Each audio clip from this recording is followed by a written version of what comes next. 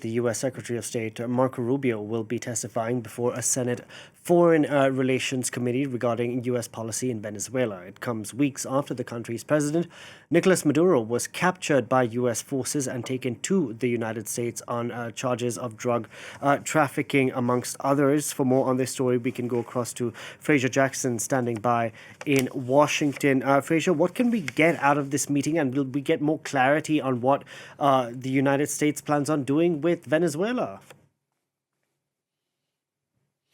Well, Secretary of State Marco Rubio will testify before the Senate Foreign Relations Committee about the U.S. policy towards Venezuela on Wednesday, answering questions from lawmakers for the first time, really, since U.S. forces ousted former President Maduro. In his opening remarks, Rubio will say that the U.S. expects Delcy Rodriguez, who of course is Venezuela's interim president, to cooperate on several U.S. priorities, including giving American companies preferential access to oil production, using revenues to purchase American goods, and ending oil shipments to Cuba as well. Now, from those remarks, he is expected to say, Rodriguez is well aware of the fate of Maduro. It is our belief that our own self-interest aligns with advancing our key objectives. Now, that comes after reporting over the weekend that Delcy Rodriguez has had enough of orders from Washington. She made those remarks while she was addressing some workers on Sunday. Donald Trump said that he hadn't heard those remarks and was unaware of them.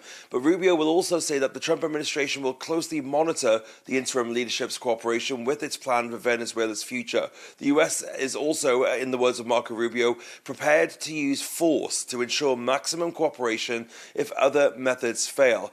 He's also set to push back on the narrative that the operation in Venezuela amounted to an act of war. That's something that we've heard from many Democrats on Capitol Hill. He'll say there is no war against Venezuela and we did not occupy a country.